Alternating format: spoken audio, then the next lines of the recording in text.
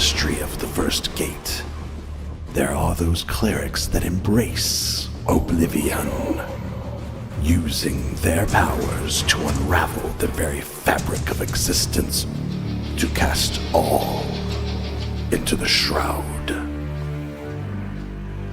First Gate, Legend of the Shroud, is a new TTRPG supplement brought to you by Biscuit Tin RPG.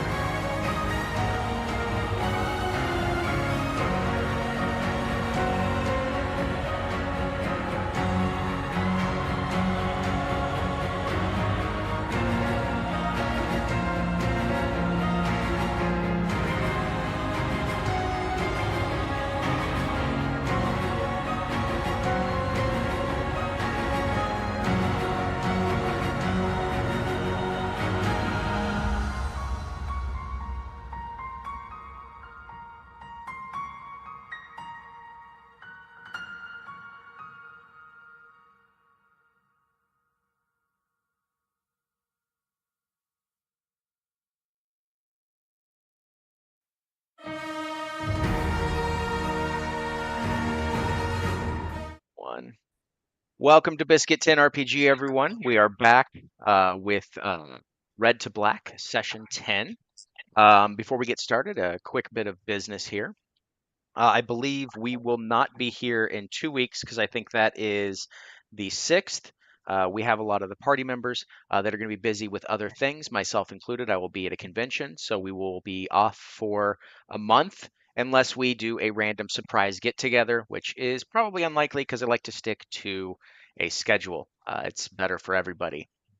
The second point of business is just a quick reminder that if you have been on the fence about picking up any of the content available from biscuittinrpg.com or drive-through RPG, where all of our stuff is, for now until the next presidential election, 50% of all of my online profits, i.e., the stuff I make directly, will be going towards the Trevor Project. So we have a few deals up there, including an entire thing where you get basically everything I've created in one little thing, including physical and digital copies at a discounted price.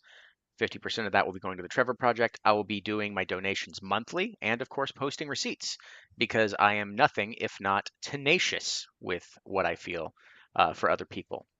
So, that being said, we're going to go ahead and jump into today's session with a short recap of session 9.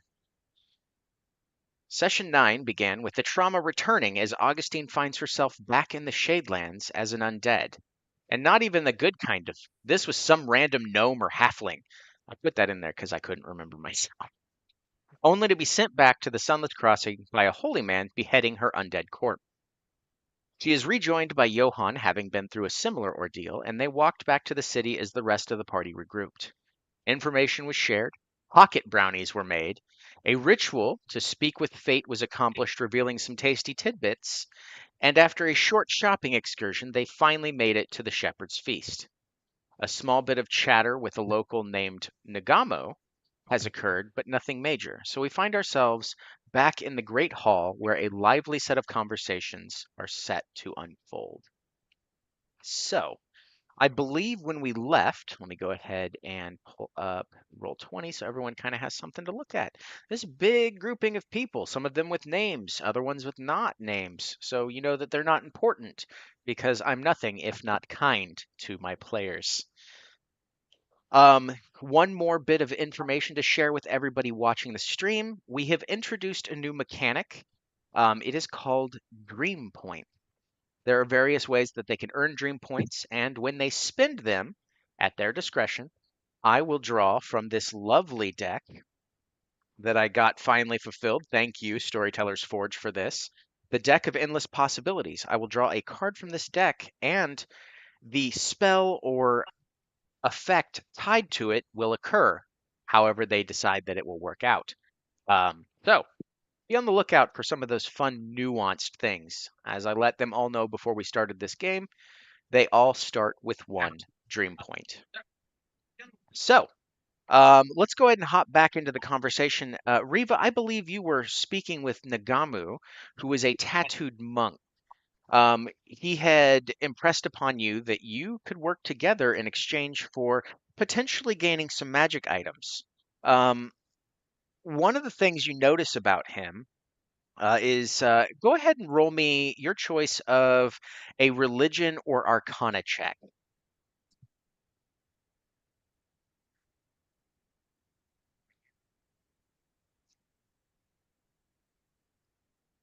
That is a 19 minus 1. All right, that's actually good enough. You don't recognize all of the symbols that are tattooed across his arms and along the side of his face, but the one thing that you do notice is they're all representations of what looks like various otherworldly entities. Perhaps one would make pacts with. Um, and you sense that this guy's no ordinary individual. The one thing that you do know is that he is part of the Keepers of the Faith. Keepers of the Faith, um, an organization here within the Sunless Crossing. But it does seem as if he has magical tattoos that are tied to multiple warlock packs. So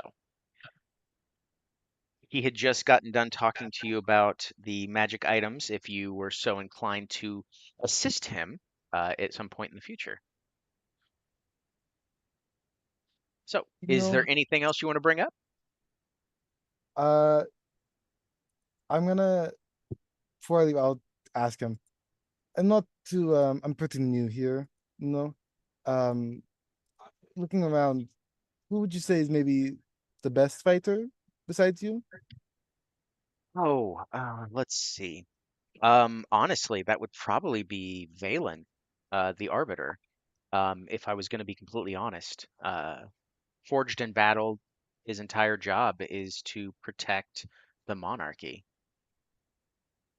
the House of Okay. the Sovereign. Do, and do you think he'd be like down to fight, or do you think it's like he only wants to do it when he's like doing his job? He respects strong warriors, and I assume, given the right circumstances, he may be down to spar. I don't know if now's particularly the best time to go about that. All right. Well, suppose we'll see. I will meet you later to figure out that deal. Of course. All right. So we'll go ahead and have you walking off in whatever random direction you're going to, maybe partaking in some food, as there is a lot. Johan is currently talking to both Ashlyn and Valen at the head of the tables below the throne. Let's see. We'll do, for the sake of the fate of the dice here, let's go ahead and see who is next. One, two, three. Frankie, what are you doing? I mean, this is probably the biggest place Frankie's ever seen. So maybe just mouth open, a little agape, looking around. Okay. That's fine. Just kind of taking it in for the moment. All right, we will go Yeah. ahead and we'll go ahead and move down. Icarus, what are you doing? Um, Probably should have figured that out earlier. It's okay. We can come back to you if you need a minute. I don't know. I'm kind of right there with Frankie, just like, okay, this is a little more than I expected. Okay. Sure. He's gonna look around and see if there's any like potted plants that he can hide behind if he needs to, because he's a little shy. Okay, no worries. Looks like Frankie and Icarus are kind of in the same vibe at this moment. Very like, holy crap, this place is more ostentatious than we would have originally thought. But it makes sense for a House of the Sovereign, i.e., the monarchy of this realm, to have such audacious housings, especially for a grand feast like this. Rosina, what are Hi. you doing? So I had a quick question. Last Sure. time you gave us very brief summaries of some interesting people to talk to, and I was wondering if you might repeat those. Yes, absolutely. So the people that you've been kind of eyeballing are people that you've heard in passing. There is Elise Martingale, who you know is part of the House of the Sovereign. There's an Adrian Hailstorm, who is rumored to be part of the Pale Horsemen. There is Soho, who is a Nixian scholar, who is actually a member of the Keepers of the Eternal Sands, the faction that kind of measures time here in the realm. There's obviously Nagamo, part of the Keepers of the Faith. And then the other ones that you see in here are Ashlyn and Valen, that kind of stand out. And of course, MC Bone Daddy Johan as well. Got it. So I believe at the end of last session, Rosina ate her pot brownie. Yes. Pocket brownies, yes. And so she's gonna get a big plate of food, and then I think she's gonna go talk to Soho. Okay. Great, great. All right, so I'm gonna have you walking towards Soho while I check in with Augustine. Augustine, what are you doing? I believe you told me that you were going to, if I'm not mistaken, you were going to introduce yourself to the band that was playing in the side and ask if you could join in their merriment. Yeah, while Chris and Frankie are kind of dumbstruck, Augustine is immediately in her fucking element. Just like doesn't even break stride, has this moment of slowing down just a little bit to scan the room, spots the band, and makes her way over to the band. Not like a direct like march, but like enjoying the music, kind of taking in as she's going what they seem to be leaning into, what kind of music they're performing, formulating ideas in her head of her own pieces that could work with that or that she could work around their music kind of thing. Yeah. Okay. They are currently just they're doing ambiance in the background, subtle music here and there, kind of keeping the vibe cheerful and elegant. Let's see here. I hope they All right. play Have to Go. I'm sorry, I had to. No worries. So let's see here. I think this is a good one. Let me check this. There we go. We're gonna go ahead and turn this down just a tad. so that we have a nice, elegant yet somber tune in the background. How are you going to be? How are you going to be partaking? Are you going to be adding your voice? Are you going to be playing an instrument? Well, Augustine does not currently have an instrument. Remember, she left her instrument in her will to someone who gave it away. But I'm dead. What do you want? Her her voice is her preferred instrument, so that would be what she would want to join with. However, she's not the type to just jump in the middle of something. Like, she will stay for one song, kind of give the acknowledgement, the performer to performer, like that was, very good, and then like almost a silent "May I join you?" lean in. Sure, absolutely. They allow you to come in since you're going to be using your voice.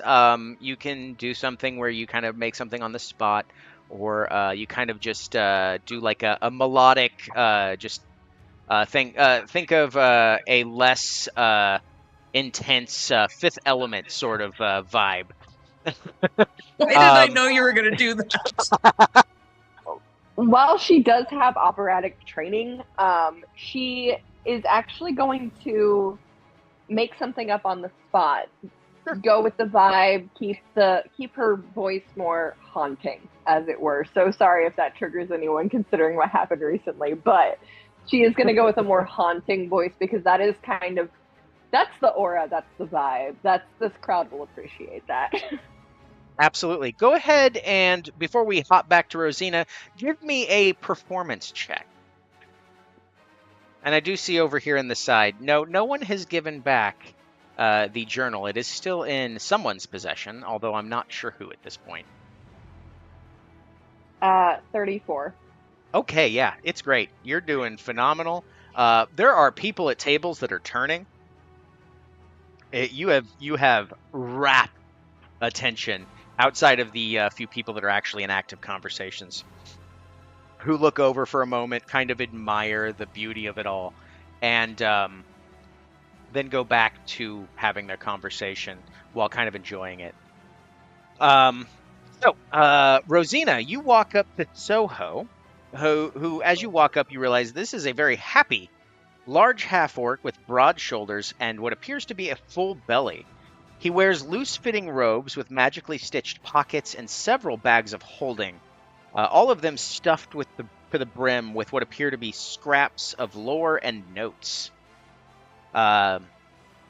He walks as you walk up to him. He goes, "Oh, I see another a fine enjoyer of foods. Welcome." Thanks. This food looks amazing. Rosina's gonna start chowing down. Absolutely. One of my favorite pastimes is coming to these. Some of the people here are actually alive. They come just for the food. Is that possible? Oh, yes. This is a realm like any other. A lot of people don't remember it, you see. The only people that I think do remember it are ones that they live on both sides of the veil. What do they call them? Unhallowed. Yes. Knowledge. I'm new here. I'm still learning. Oh, of course. I am a wealth of information. While you're having this conversation, go ahead and give me a charisma persuasion check to try to, kind of lead the conversation into getting some more out of him. Oof. Charisma. Is it persuasion? Yes, persuasion. 8. All right. I'm going to go ahead and say, since he's got a amicable view towards you, you can go ahead and roll with advantage. Okay. 14. All right. He does. As you're kind of talking to him, he's like enjoying the moment. He requests that you kind of talk on his behalf to the Arbiter, to have a guard escort him, or at the very least make his presence in such a revered place a little less. Hang on, I'm reading things all jacked up. Let me go ahead and put this up while I read. You all just do your own thing while I figure out how words work. The guy you're talking to is Soho, right? Yes. Yes. This The exemplary next- moment in dungeon mastering is brought to you by reading.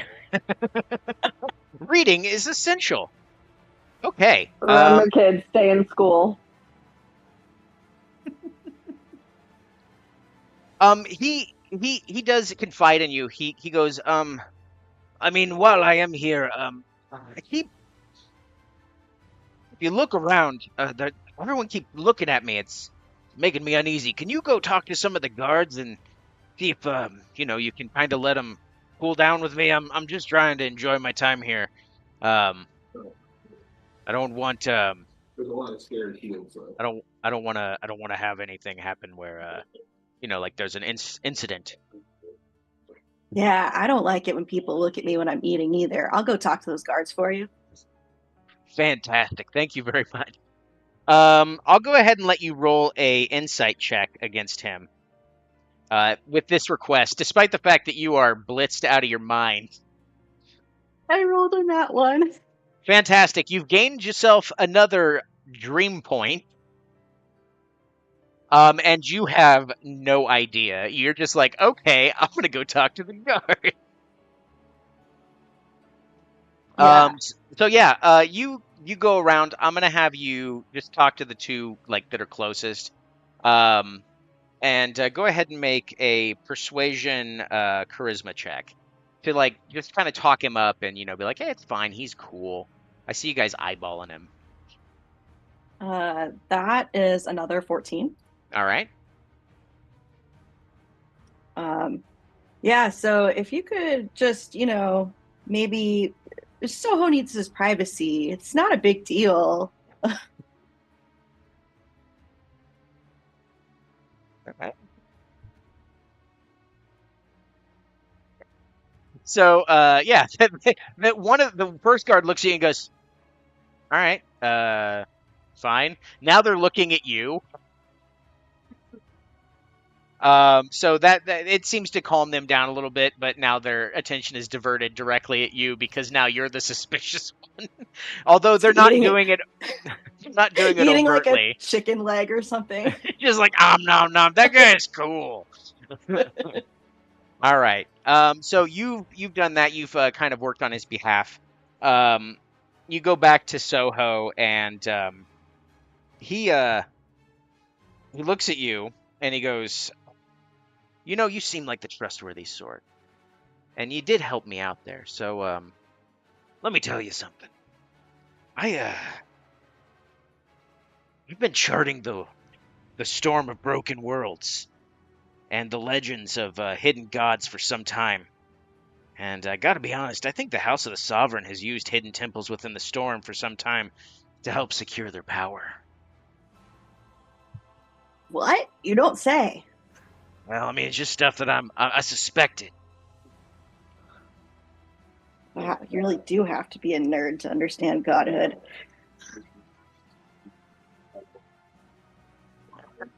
All right. And on that note, we're going to go ahead and let's skip to... We're going to go back to Icarus and Frankie, who are kind of, you've kind of taken it in. You're starting to regain your composure a little bit. Do either of you have a direction that you're going to head to? Actually, I do have a question I've been wanting to ask Frankie for a little bit.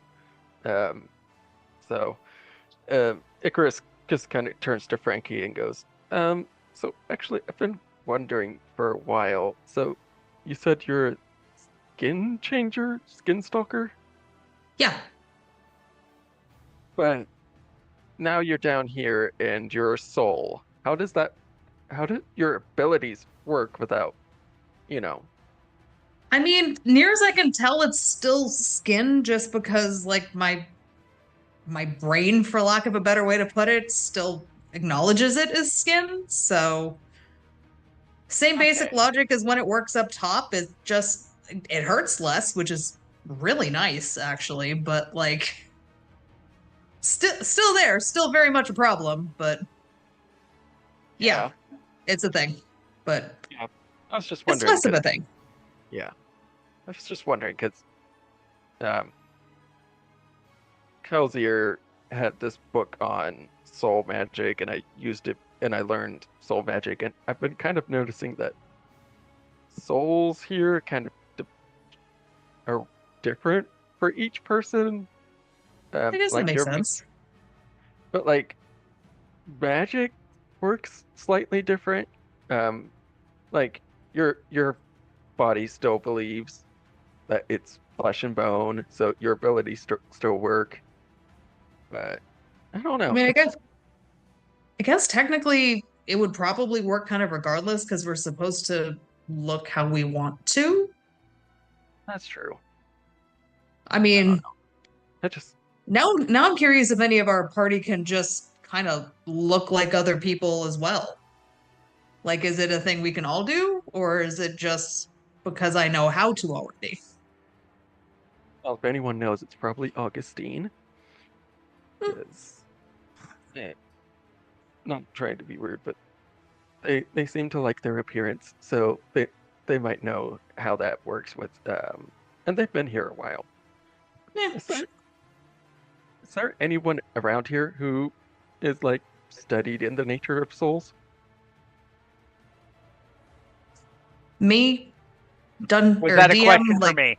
Yeah. okay. Okay. So I'm like, I don't fucking know. I've been here as long as you have. so the person that you would think would know the most, that you would have the easiest access to, would be Johann, um, who is kind of finishing up his conversation and just kind of going over and obviously drinking ale and spilling it all over the floor. But so he realizes he's doing that and grabs a bowl and puts it underneath, starts drinking it, just having a good old time, just kind of minding his own P's and Q's. Can I go up to Johann and now when I see him doing the bowl thing? Mm-hmm. Cool. I'm gonna go up to him and just can I try something, bud? Why, certainly. Cool. I'm going to see if I can get the bowl to actually like sit in his pelvis. So that way he doesn't have to carry it with him. It's just there. Okay. Let's see. This is going to be a dexterity-based thing. Give me a sleight of hand check. I mean, are you sure it can't be a performance check? Yeah, because this is not a performance. This is trying to get things to It is work. if it works. You shut up. You miss all the opportunities you don't take. So Sometimes you miss 100% of the shots you do take. I'm watching this happen and already performing, so I toss a bardic over to Frankie. Frankie, you get an extra D12. I mean, I don't for once I don't need it, Chris but is I'm gonna just use kind it of there, anyway. just kind of like he's just like curiously like, any 22. clue? Yeah, you find a way to sit it in his pelvis. Johann looks at you and goes, "Well, I'll be. I never thought of doing that before. This is fancy. Although, I gotta be honest, if I get into a fight of some sort, this is probably gonna jingle right out the way. But this is definitely," he just takes a minute and admires his own chest cavity and he goes, "This is fantastic." And he just leans his head back ever so slightly and drinks it so it just goes straight down the center of him. And he goes, "My lord, I've been here for over 300 years and this has never been a thing that's happened before." I mean, I'm glad that it helped, buddy. And Thank this you. way there's no more slipping on beer on the floor, so everybody's winning tonight. Fantastic. Oh, man, thank you. Hooray. Well, Augustine, the band has a lull, and there's just a violinist in the background, kind of doing like a low melody. You recognize it. It seems vaguely familiar. In fact, it doesn't have any real power behind it, but it is kind of a thing that you hear it. It's the beat, the the tune that is on everyone's lips, right in the back of their mind. Just a very low, somber thing. And yeah. So, Augustine, you have a short reprieve before the band starts back up. Is there anything you'd like to do? Anyone you'd like to talk to? She actually starts by turning to the violinist.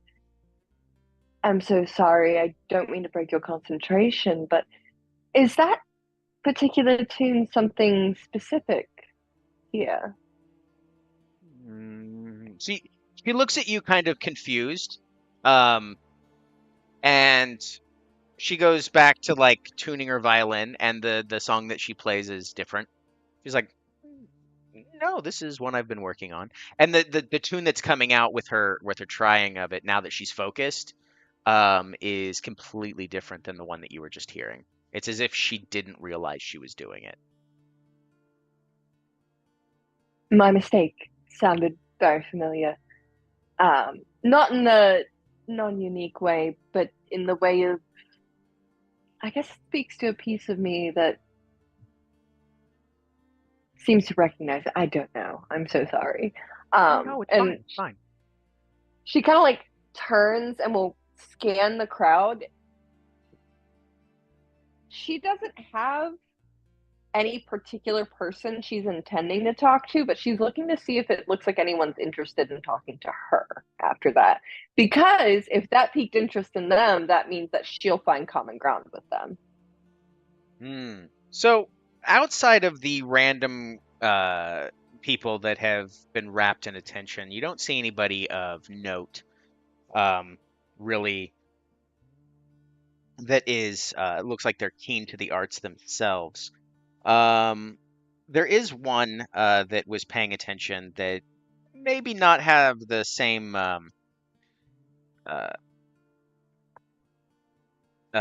same kind of like, just the appreciation for the arts, and it is an adolescent elf woman with dark skin and a tightly braided white hair. She's dressed in blacks and purples with the occasional adornment of spiders and bold eyeshadow of bright gold.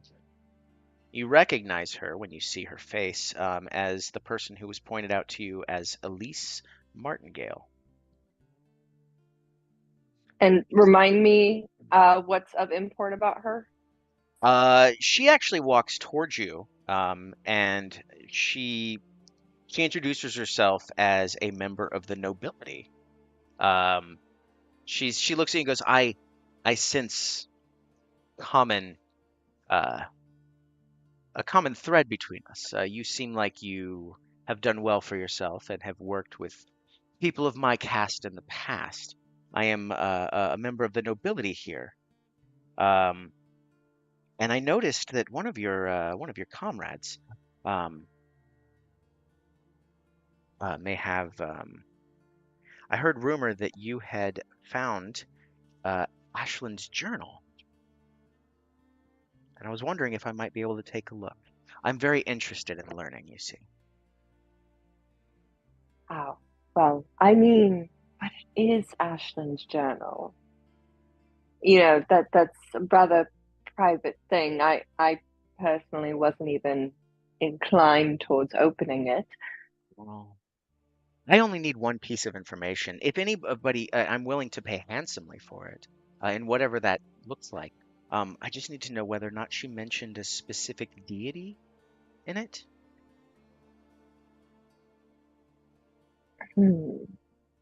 Why? I don't help for no good reason, and I'll be honest with you, dear. You couldn't pay me enough to do something that doesn't interest me. Of course, of course. I am a member of the House of the Sovereign, and it always does well for us to be equipped with the information to make sure that our sovereign is working within the best interests of the realm itself. And any information Oh. we can glean into this will be potentially helpful. Hmm. And Go who is the ahead god and you? go ahead and give me an insight check. Oh, absolutely. Say fucking less. Let me guess, 47. $33. Yeah. So it reveals to you that Elise really does seem to be looking out for Ashlyn and actually bears her no ill intent whatsoever. Um, Her seeking of this knowledge is purely for the betterment of the sovereign and the house of the sovereign itself. Um, with that, you can kind of try to push your luck and see if you can get her to open up a little bit. Uh, I don't even know why I'm going to ask you to do this, but go ahead and roll a persuasion check. You realize I have a plus 19, right? Look, it's still an extreme. I need to figure out where that table is. Probably just going to blow right past that shit. Hang on. John, Yeah. John, Uh-huh. that was a natural 20. Fantastic. You garnered yourself We're another at dream point. 39. You sassy so-and-so. Okay, yeah. So she sees that you're kind of on the fence about it. Like she recognizes that look in your face and she kind of opens up and she goes, "Well, I'm a member of the godless, you see. I present myself as a follower of an evil elven demoness. I was sacrificed at a young age. I still have many years left in the Sunless Crossing. And as a way to occupy my time within the House of the Sovereign, I've been watching Ashlyn from afar, curiously invested in her growing command of her powers as kind of a invested mentor to her as a pupil. Um, the journal would help me understand Ashlyn's inner thoughts, and finding it for her will let her know if um, if you find it for me, and it will benefit greatly. And it will also let me know if you're, willing to trade in secrets. There are tables, right? Yes,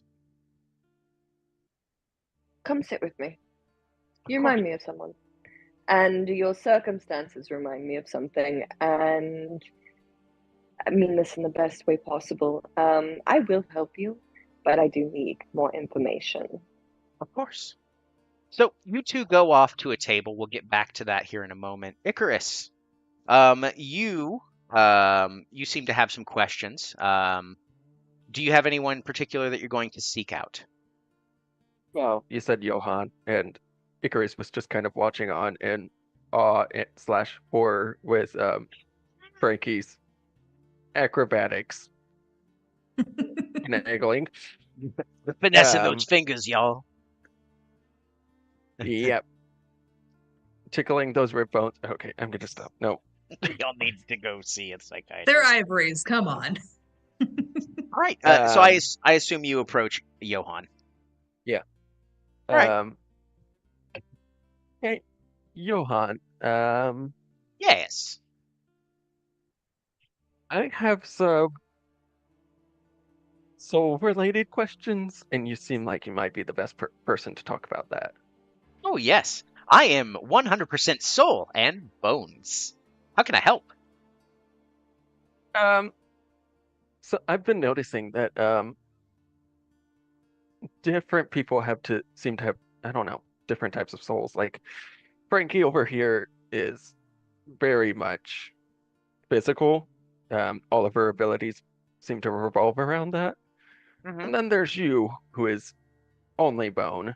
And so, has there been any like study into what factors go into how a soul presents in the afterworld? Oh, no. It's actually built into the rules of the world itself, you see. So when a soul comes down from up above or down below or from the side or from the left or right, all which ways the soul can come from, it takes on the idealized version of oneself. The only reason why I look like this is because I lived like this for so long that I kind of forgot what I originally looked like. I lost a bet when I was alive. I was the pet of a necromancer for some time, and when I came down here, this was my idealized self.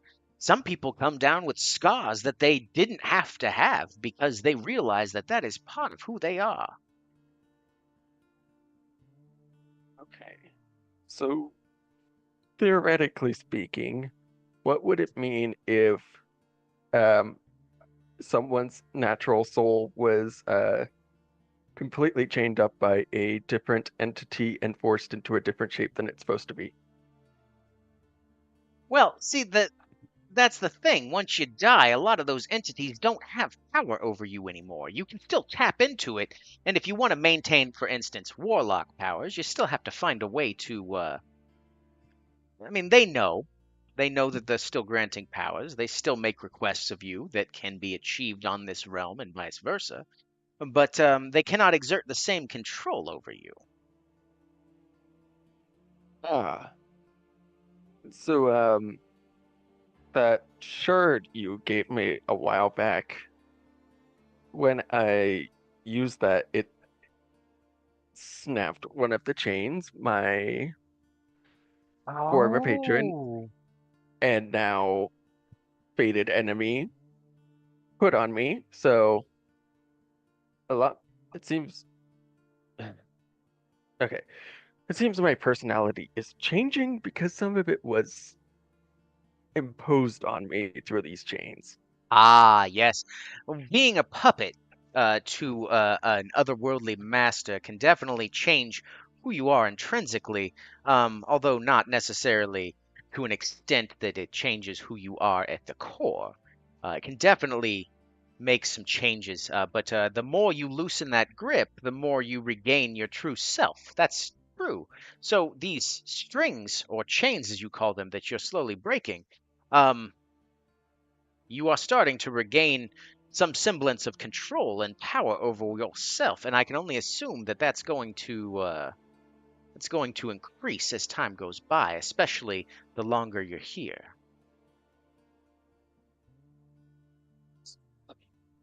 Um, okay. Um, all right, that's good to know. Um, yeah, I guess that's God. Looking back on my life, things make a lot more sense. Shit. Well, thanks for the answers. I guess I'm gonna have to go figure out. I'm gonna have to go do some soul searching now. I like a good pun. Carry on then. All right, so we're going to go ahead and skip back over to Rosina. You enjoying your pocket brownies, hanging out with old Soho. Uh, he, you and him have a lively conversation. He kind of totters off. Is there anything else that you wish to do? Um, I think I'll go talk to Valen. Valen? Okay. So Yeah. you find yourself approaching the dais up there. Valen is kind of walking around. Go ahead and give me an insight check as you're approaching. Mm, what's that? Plus 7. 11. Okay, cool. So you notice something's a little bit off. You're not sure what it is. He doesn't seem to be like worried in the same sense that you would kind of associate with someone who is like the world is on fire, but he definitely seems concerned about something. Um, Go ahead, as you're approaching, he looks at you and goes, "Ah, Rosina, I believe, correct? Yes, that's right. Fantastic. How can I help you? Are you enjoying the festivities?" Yeah, the food is incredible, and there are a lot of interesting people to talk to here. I just talked to Soho for a while, but I noticed that you seemed a little bit aloof. Is everything okay? Um, Go ahead and oh no, that doesn't make sense. All right, what is your background, Rosina? My background? Yes. I has custom background on my sheet. What did I pick? Oh, you It was were, I Shadelands, believe you were a Shadelands Shayland. native. Yeah. Yeah.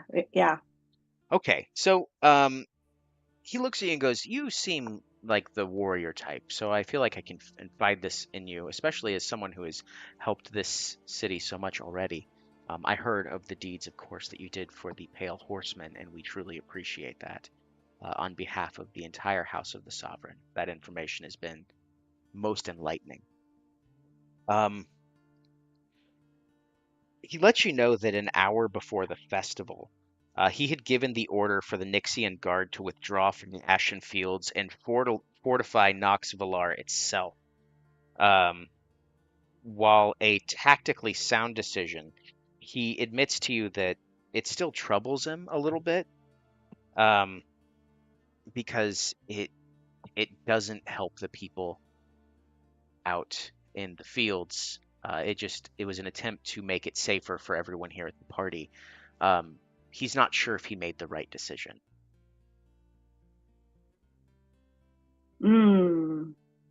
That's tough. I don't know if the things in the fields are going to get better. We're just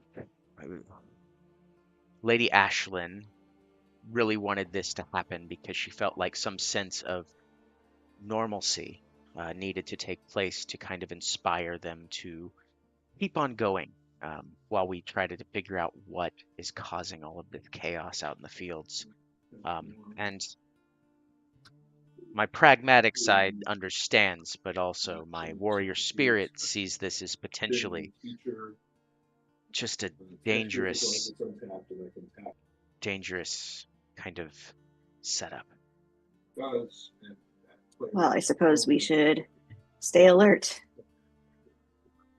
I'll be on the lookout myself. Of course. So yeah, he just you and him kind of just have a conversation about like tactics, because this is something that is really right up your alley.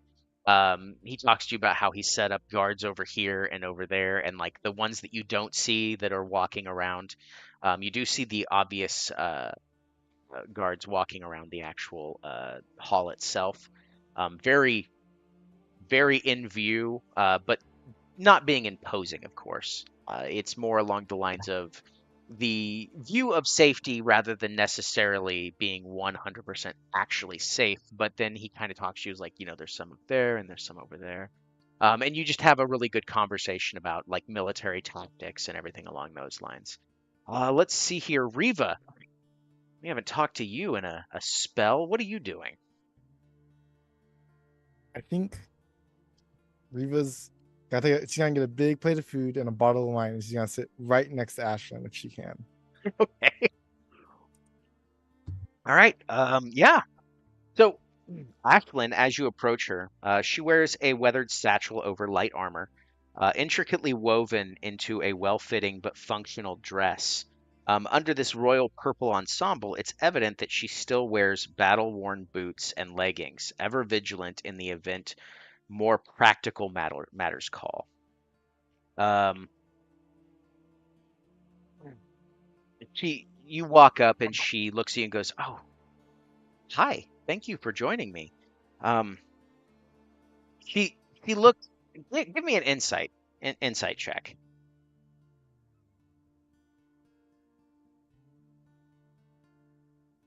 That is a 18. Okay. She looks as if she would rather be anywhere but here. Like this is not her scene. She is not really. She's like like, you understand that she knows why she has to do this, but there are more pressing things on her mind. As you sit down, she goes, "Hey, you mind if I ask you a question? Kind of want the unfiltered version. I've gotten the reports from my guards and so forth. Um, what's been happening out in the fields with the accursed guard and those legionnaires?" Uh, hmm. They are war is going to happen very soon, right on your doorstep. It's not a what if, it's a just it's going to happen. They are dying and falling down here, and they're just bringing the stupid conflict here. The I think the accursed guard are I don't want to say one side instigating it. I feel like both sides are just waiting for the other one to act so that they can say that's the reason that they started fighting. It's not I don't know. It's if you ask me, it's all pointless, and I think it's going to affect you and your city very much. And I'd be very wary about who you let near. I appreciate that. Thank you. So you see that she kind of becomes more at ease. Um, she confides in you. She looks. She goes, I appreciate your candidness. Um, and she kind of looks around and she smiles and she goes, I've never really liked these. There's always the band that starts playing and everyone expects, the royalty to partake in a dance, and I just don't. Uh, I'm I'm too embarrassed to even consider going out on the dance floor for dinner. Aw. I mean, although Just well, I would, if I was going to attempt it, it'd be with Balin. Aw. what are And you you see so that like scared she looks of? down and like her face is like red, and like kind of embarrassed. Is it just you don't? Are you scared, or is it just you don't like dancing? I mean, I don't know how, and so I'm embarrassed that I will embarrass myself.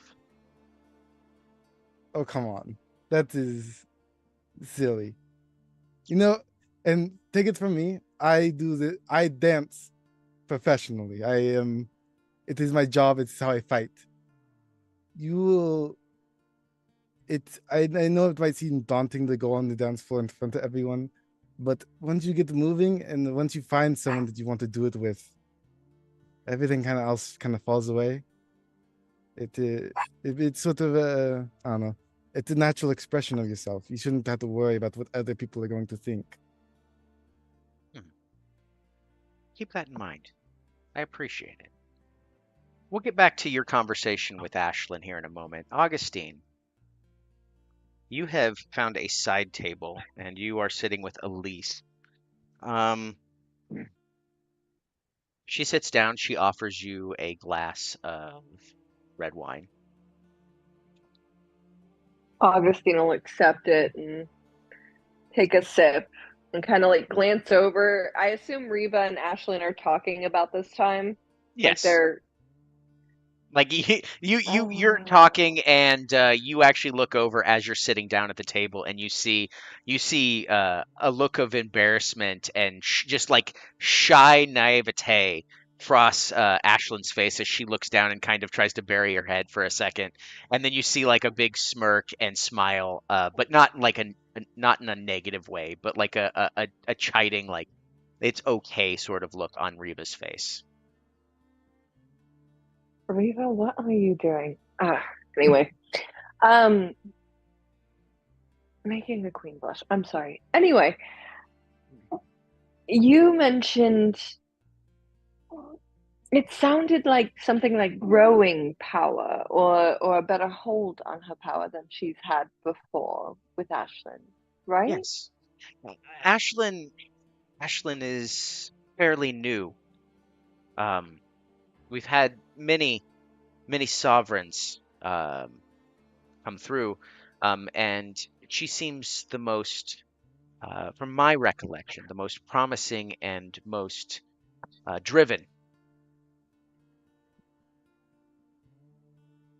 Is this power growth, is it Is it more prodigal or is it veering into almost improbable territory? I don't know much.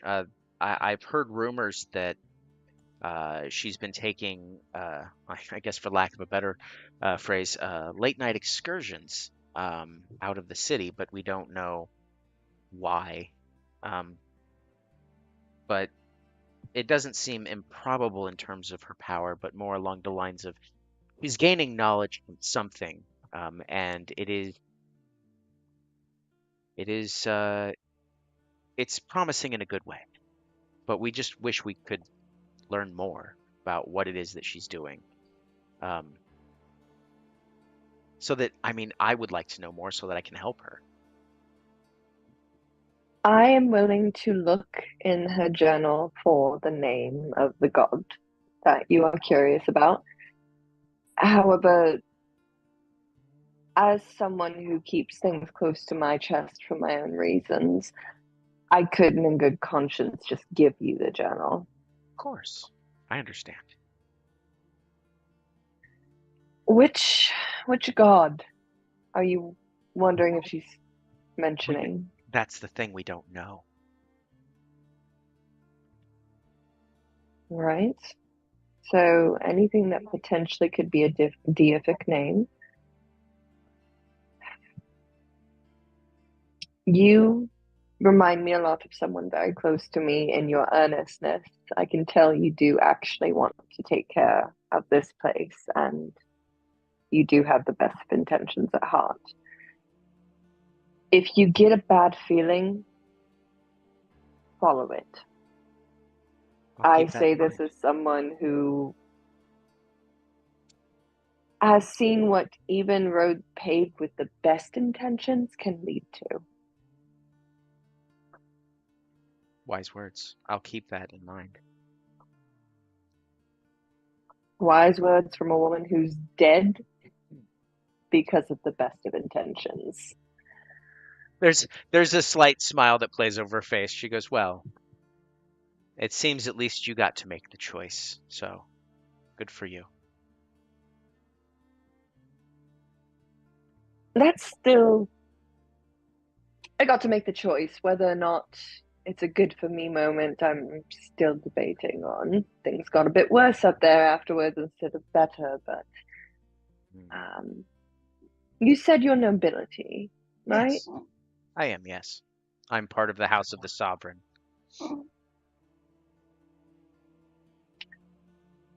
I'm willing to continue helping you figure out more about what could be going on.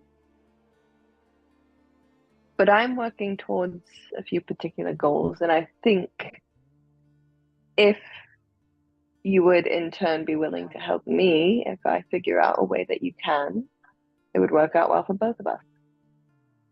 Absolutely.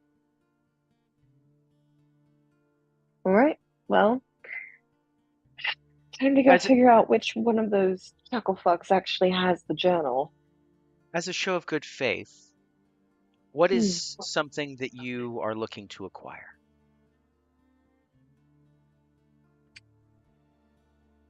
Currently, Yes.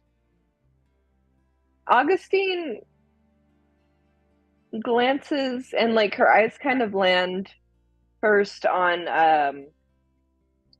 Riva, then on Frankie, but then she actually looks over towards our stoned extraordinaire. Uh,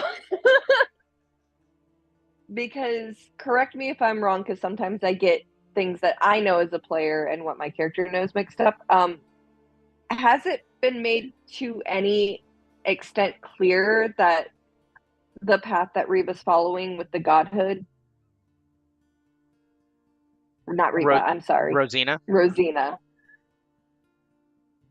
Oh, I don't believe that she has said it out loud yet. I believe that Okay. that is something she has kept close to her chest. Rosina, you can correct me if I'm wrong. Have you mentioned to anybody what you're attempting? If I have, it was probably only Icarus. Okay. Okay. Um, how about this? can you find me a place in the city where I can find incredibly rare reagents for spells? I know of a few places. Absolutely.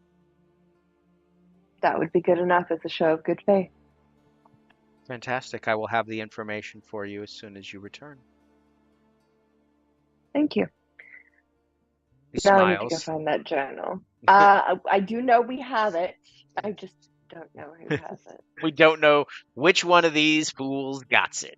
All right. So while you go around looking, let's head back to Frankie and Icarus. Icarus, you were yeah. So you just got done talking to Johann. Frankie, you pottered off after putting a bowl in Johann's chest. Do either of you have any draw or inclination to speak with anybody, or are you kind of just gonna fade into the background and do your own thing? Frankie's gonna grab a pomegranate from any random table and go up to Adrian and Okay. just lead into a conversation as awkwardly as they manage to do anything else with just, hey, do you know how to open these things? They are a bitch and a half to get started. They're really good. I just don't know how to start one without I'm looking like a murder scene in here, and it doesn't feel like the vibe. Don't mind me not Leave having Cord knowing out where of this is this. actually coming from. I need to. You leave Cord How out of this, we are do playing. you open a bomb? Oh, uh, yeah. The guy just looks at you and goes, you cut off the end and you squeeze out the seeds. Okay, That, that feels wildly impractical in formal wear. Do well, you I mean, we have knives right next to the pomegranates along with plates. I'm not, I'm not sure why you're ah, asking such an obtuse question. because I don't know how to lead into conversations any other way, man. Okay. Like, what do an insight check? Oh, wait, never mind. So just so you know, Adrian Hellstorm, a brief description of him. He is an elder dragonborn with green scales and he's missing an eye. Uh, he is known to speak nearly 100 languages fluently.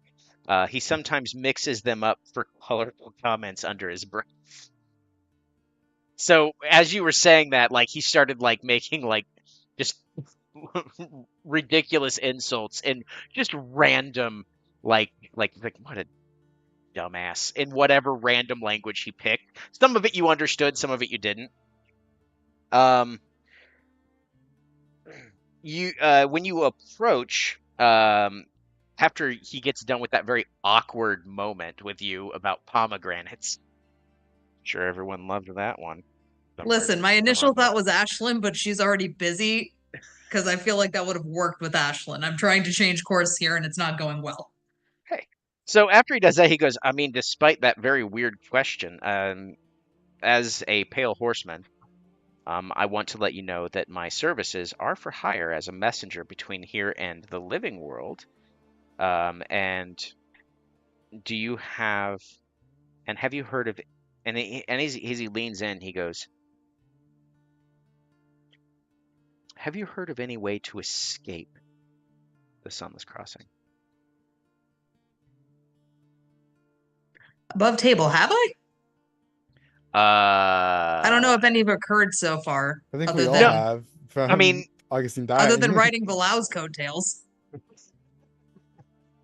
other than being resurrected, to your knowledge, there's not a way to leave. The most recent you've heard is something that's not really leaving in the sense that you want to. It is very, you haven't found a secret, you haven't heard of a secret way out, like Fair something enough. that's a shortcut. Go ahead and roll a insight check as he asks that question. I don't suppose 12 is going to do anything for me. Um, you sense that, he, he, he seems to be pretty familiar with asking this question, and it seems like it's a normal question that he asks most newcomers. Fair enough. You're not sure why he asks it, but I mean, respectfully, if I knew a secret way to get out of here, I'd probably be gone. go ahead and make a persuasion check. Huzzah, something I am not terrible at. Hey, look at that.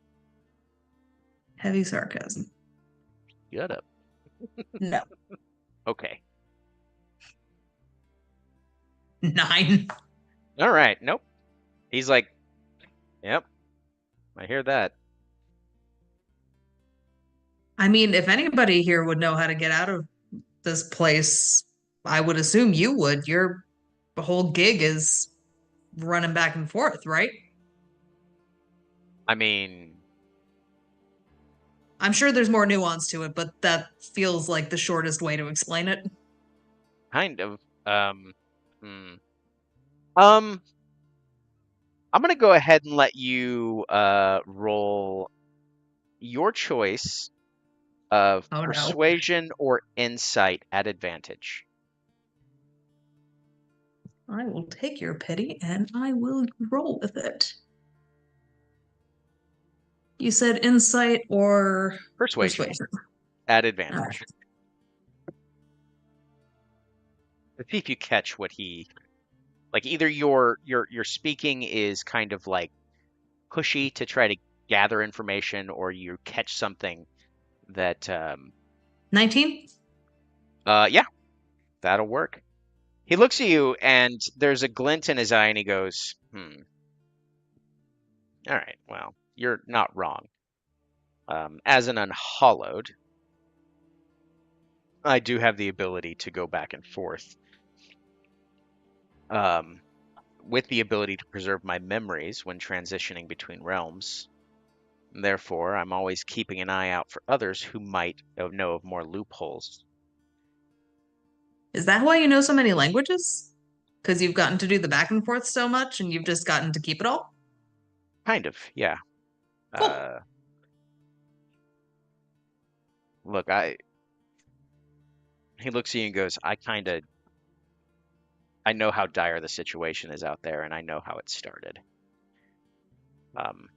You will have to narrow it down. It feels like there is a lot of shit storms at the same time. I've heard rumors that the two generals, Dorian and Lacroix, Those assholes, yes. they finally slew each other in the living world not more than a few days past. Promise? But that means they're down here. I don't care. Yeah, really? Yeah. Oh, that's awesome. Oh, that is so awesome. Like, I know it sucks probably objectively that they're down here, but this feels like even playing field. This means that a couple of our people are going to get the chance to beat them up one side of the afterlife and down the other. This is fucking great. Confused by your response, but does his best not to actively show it. It's very like, maybe I picked the wrong horse to reveal this information to. Look, I'm sorry. I'm one of the dead ones from the resistance to both of these guys. I have like an active interest in finding out that they're dead and just reveling in the Schadenfreude for a couple minutes. Like, it's fine. Just carry on. All right. So he kind of divulges some of the more information about like it all really started kicking back up when Lacroix was brought back from the afterlife somehow, despite all of the previous like attempts failing miserably. So while that's going on, Icarus, what are you doing? I don't know. I guess Frankie just kind of left him behind, so he's just gonna kind of awkwardly grab some food and, I don't know, sit down. Okay. Let's see here. As you sit down, I'm gonna say he grabbed some garlic bread because I'm craving garlic bread today. So Fantastic. All right. So as you sit down, one of the people by the name of Nagamu, uh, who previously was talking to Riva, sees you and walks up and goes, word's gotten around that you're breaking chains, as it were.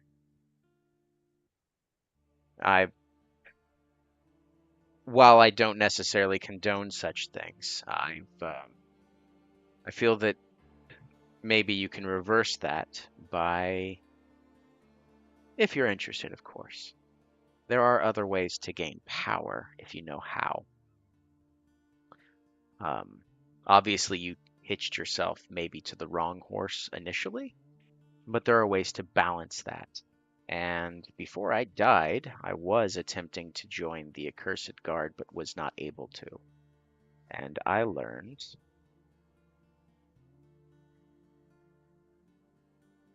And he looks around, just making sure no one else is really paying attention, and he goes, I learned the secret to forming multiple packs.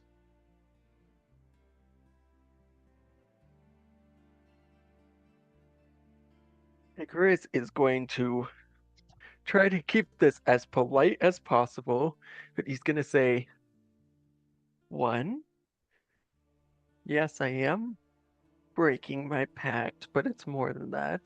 2, it's to the stranger in tatters who everyone seems to hate because he mind fucks everybody.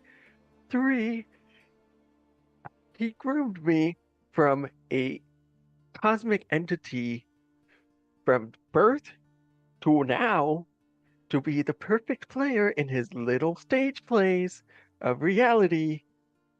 So my soul never formed correctly because of these chains on me. And finally, I'm not just breaking the pact. I'm breaking him and I'm taking his power. Well, So you were talking to the wrong person. very well. Have a nice afterlife. And Icarus walks away. Completely unperturbed, he smiles and walks away. Does anybody else have any conversations that they're wishing to pursue with either each other?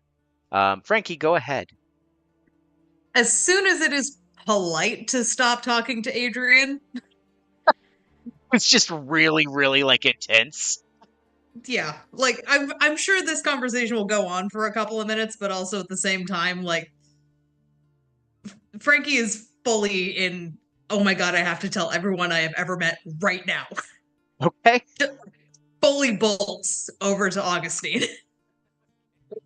Augustine, you have just finished your conversation with Elise, and you are walking towards either the stage or potentially someone else looking for the book, and just in time for you to almost get nearly bowled over by what appears to be a very, very excitable Frankie.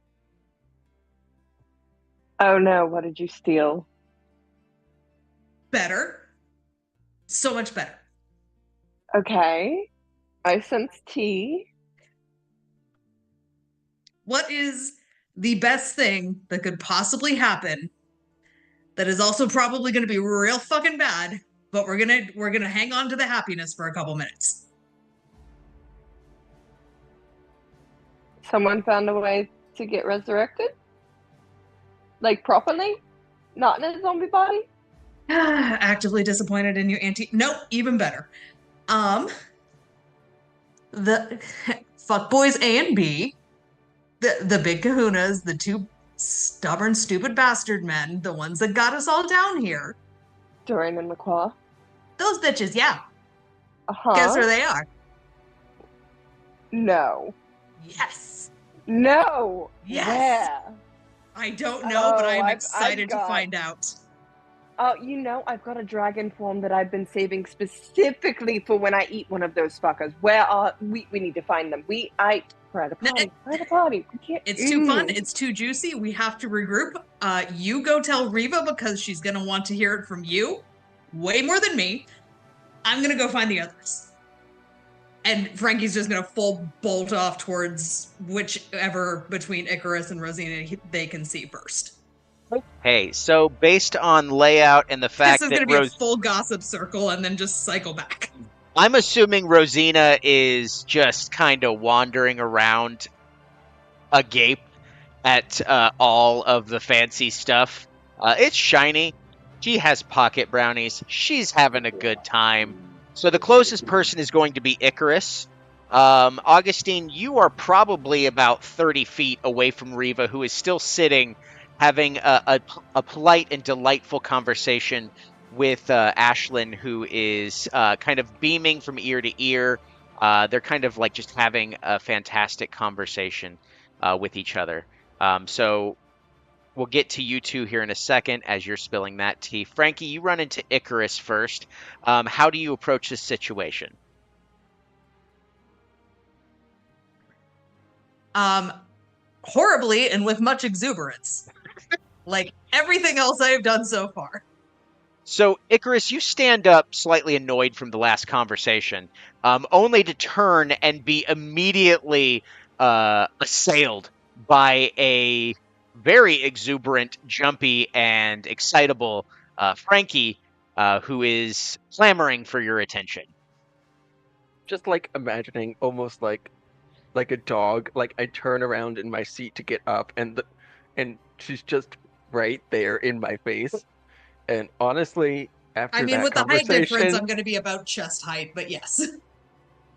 after that conversation, Icarus kind of cheers up a little because, like, okay, this should be good.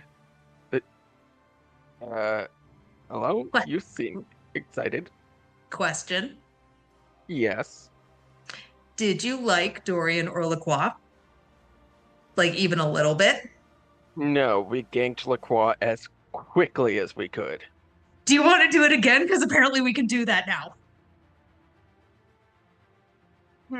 Let me think for a second. Yes.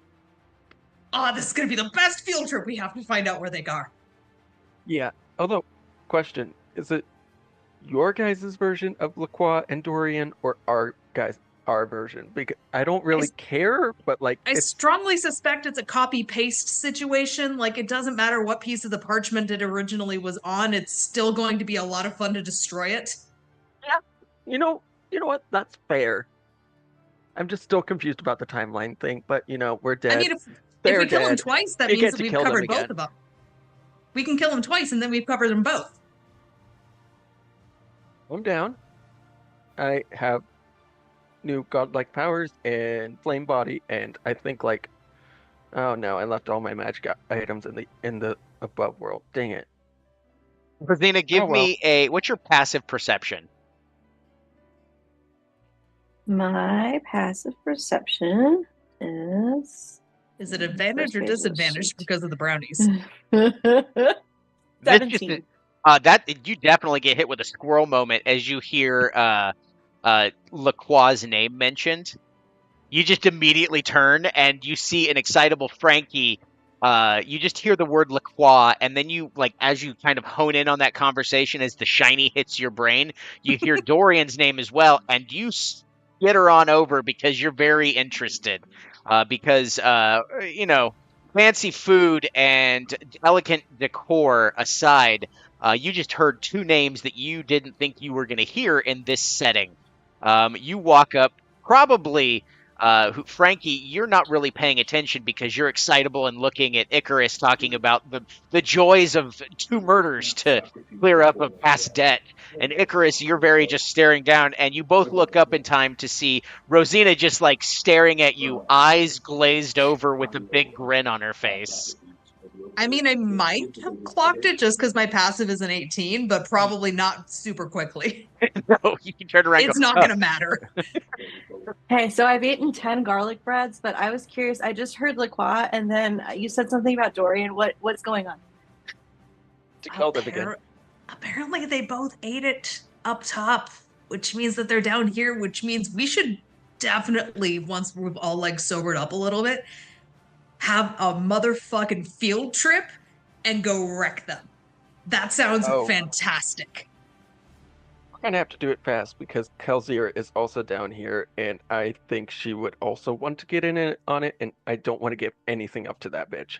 I mean, on the one hand, yeah. On the other hand, if she's also going to sit there and like join us in murking one of them, I'm okay to let her get a couple hits in. So it sounds really good. Andorian, yes. LaQuat, no. That sounds really it's good. ours.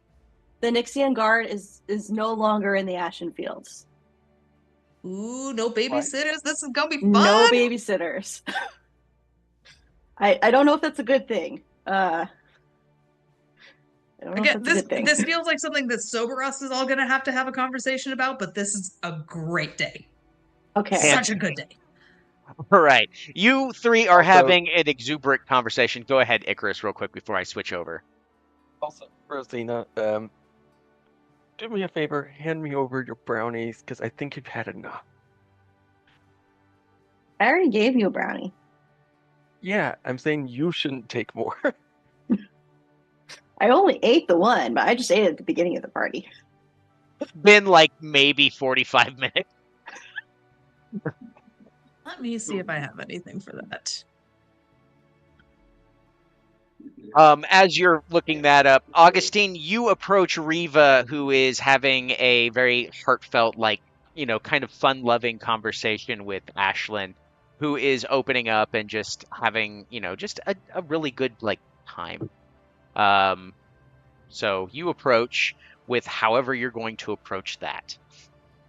I feel like Augustine, because when she gets really like revved up about something, she keeps magic at her fingertips, like she's ready to fight or something, or ready to cast something.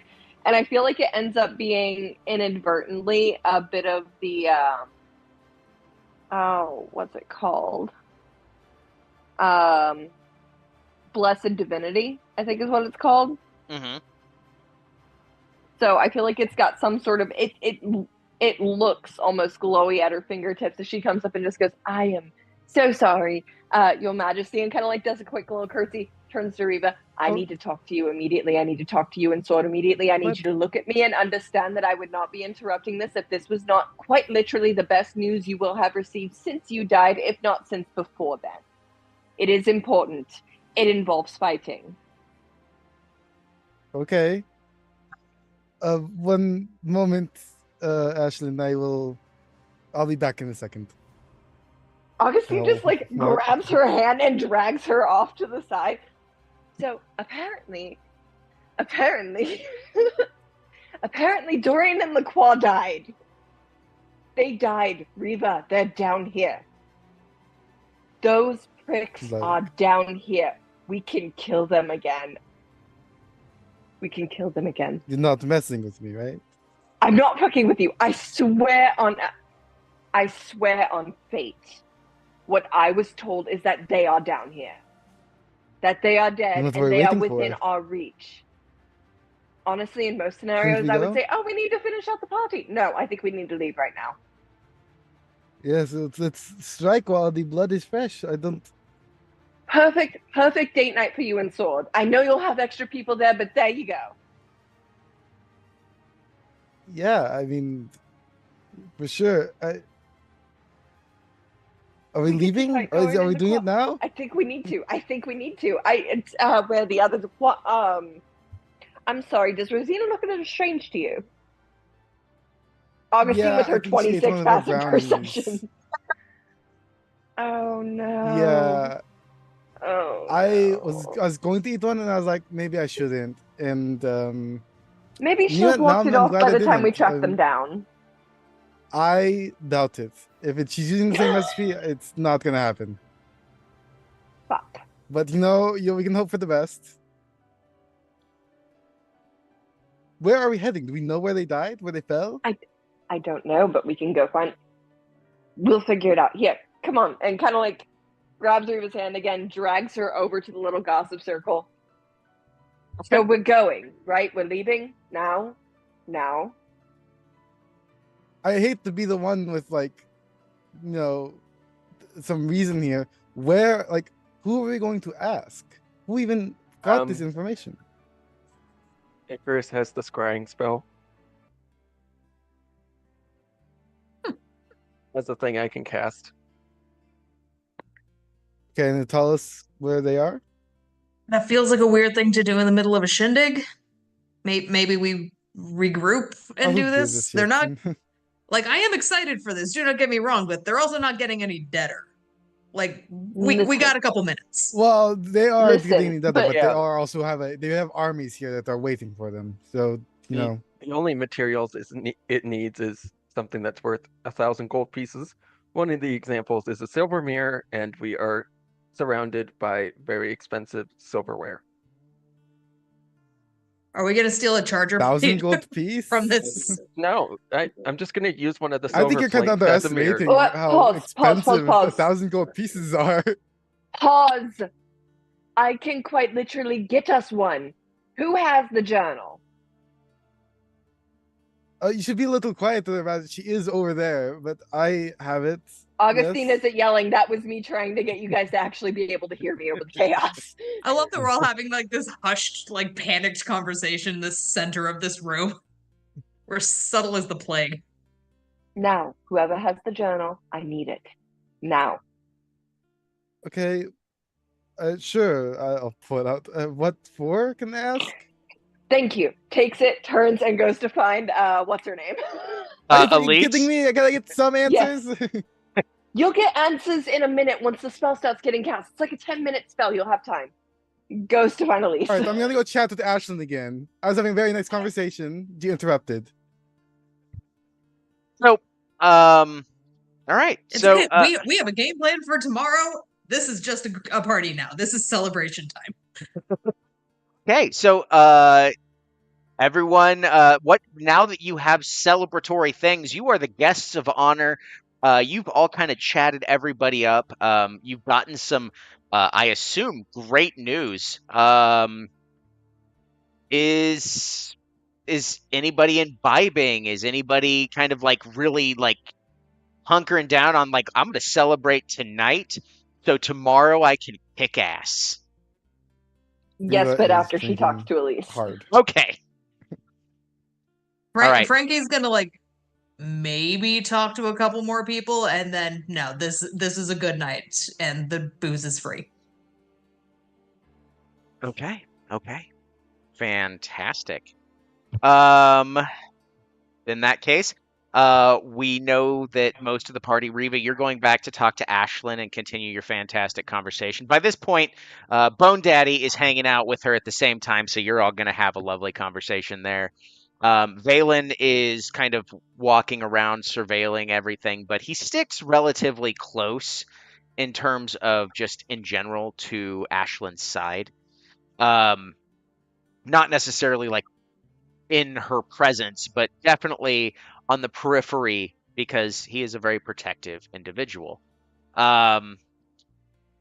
Icarus, Rosina, you are your pocket brownies kind of starting to like wear off. It's like got a half life of like 30 to 45 minutes. So you're starting to come down. The glaze is leaving your eyes. Now you're just kind of like looking at the food, having a good time. You don't suffer any ill effects. You followed the recipe precisely. It is designed specifically for that. You get all the good with none of the bad. Hooray. Yes. Frankie, you are headed off to do your thing with Celebration. Icarus, what are your plans before we get to Augustine and Elise?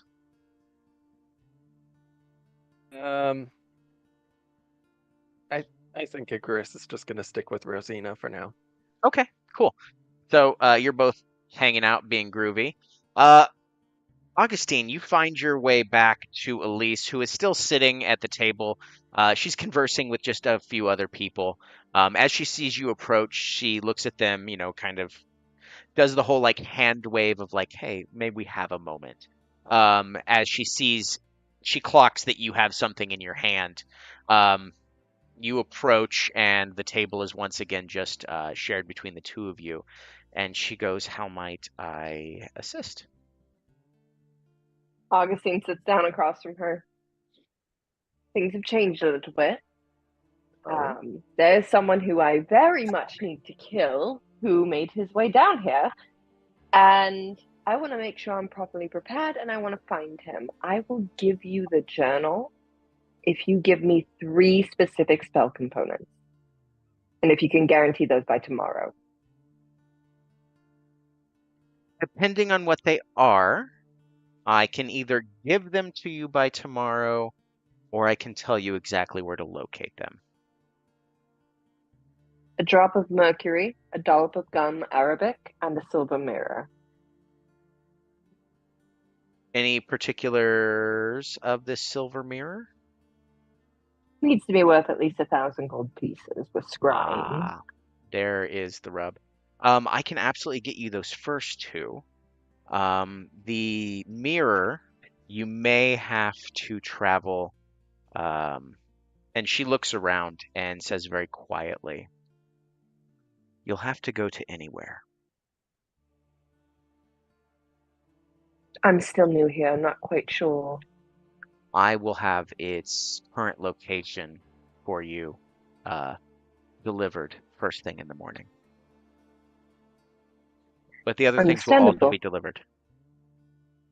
And we'll go to like slide the journal across the table, but keeps her hand on top of it even as the journal's like right in front of Elise. She doesn't make any Also- moves to it right away. Just asking as a personal favor, if you happen to encounter someone named Dorian, or specifically, even more so, someone named Lacroix especially, Hmm. that man ran the love of my existence through with his sword. He's mine. I am no fighter. I understand. Good. And she'll take her hand off the journal. There are very few things I am that intense about, but justice is weirdly one of them, even though I'm kind of a bitch. Really a bitch. Anyway, I make no judgment. And she delicately places her hand on top of the journal and slides it into her robe. Thank you. Augustine will give her a little nod, and she kind of like tucks her hair back to more make the burned half of her face that's crawling down into the outfit like more visible in the blind eye. You could judge me if you like. I'm very used to that, by the way. But I think I prefer we be friends. Enjoy the rest of your night. I'll make sure it's fun. And she'll go to stand. Yeah, she doesn't seem to react to that at all. It seems to you that she's seen way worse. Good point for her in that book. Augustine wants to amp up the party. She is going to like try to get the band to follow her lead and kind of do the thing of like, because I'm guessing the tables they're smaller tables, but they're kind of clustered. If you look at the map, they're very long tables. There's more tables than what I have shown in here. That's But even better, actually. yeah, so they're very long tables. There's some more tables off to the side, but I just went with a simplistic view rather than adding in a bunch of new stuff. Plus, these maps are, part of the whole game. So there we go. Is there a section of table that like doesn't have a bunch of food on it and is mostly used for people who are just talking? Oh yeah. The food for all intents and purposes lines the center of the tables. So there's like spaces in between where you can sit down and actually have conversations. And it's not taking up the entire tabletop. It's very elegantly put in the middle as a showpiece for anybody that wishes to partake. Essentially, Augustine wants to ramp it up with those people who are like enthralled with her and get them actually dancing and be very performative with it, like go between the tables, hop on the tables, etc., as she's singing and performing. Because that's in her element, and she is very, very happy that she has a chance to rip into Lacroix finally. All right. So let's go ahead and go ahead and throw up something a little more. Here we go. Necessarily that, but there is a more you kind of signal to the band, and they look at you, and a little halfling tips his hat, and he looks around at the guys behind him, and he follows your lead. Whatever you decide to start off with, whether it be happy or peppy or like, energizing, they'll follow your lead. Go ahead and give me another performance check as you start to amp up this party.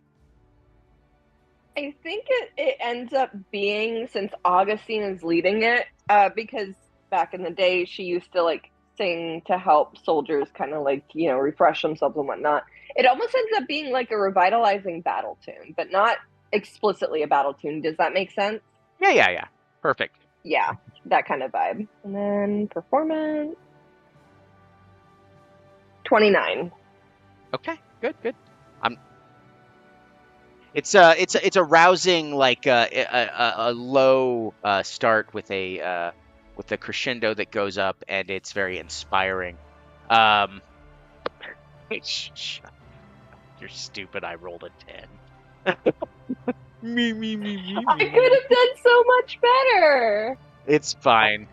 So you begin to pick up. By now, it's been about an hour of socializing, dancing, and conversation. Everyone invited has assembled at their assigned tables within the throne room. You are leading on a fantastic showing. 3 long banquet tables await, overflowing with the exotic foods that you've seen, both manifested from memory and somehow imported from the land of the living.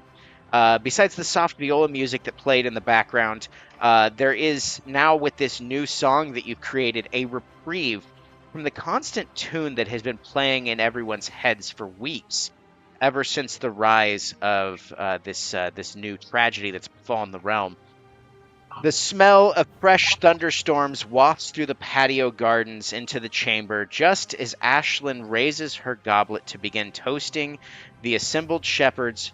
A barrage of sickening green eldritch blasts scatter the stained glass windows on all sides.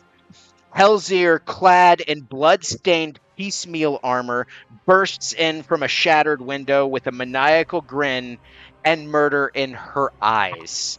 Based on the fact that you are all partaking in this, she does get a surprise round in her first attack. She ends up landing, for the sake of everyone here, she lands directly in the center of the table, and she lets loose a whip of sorts with a chain directly at Lynn.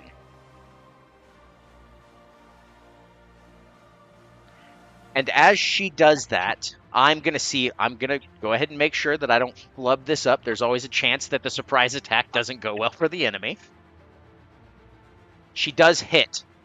Ashlyn is grappled and pulled towards, and I'm going to roll a strength check because she's not rolling to deal damage.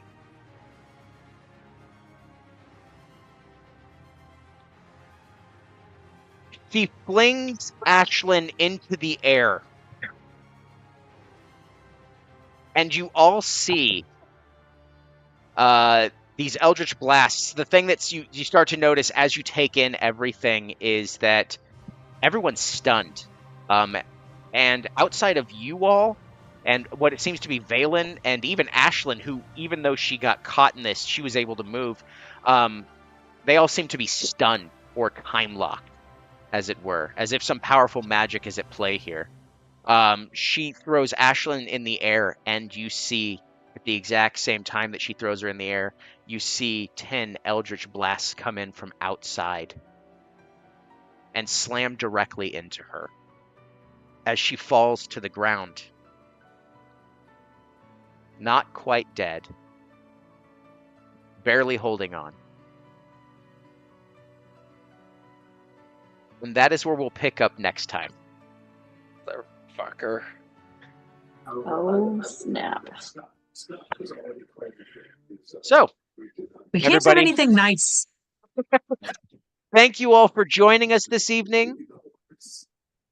We'll be back next in about, I believe, at the very longest, 4 weeks. We won't be back on the 6th, but 2 weeks after that we'll be back. Just stay tuned to socials, etc. I'll make sure everyone's aware. Thank you for joining us this evening. If you cannot get enough D&D, feel free to join us tomorrow for City of Illumination, where we deal with our other terrible choices, where you'll see Roman, Yanni, and I make even more terrible decisions. Thank you all for joining us. Have a wonderful evening.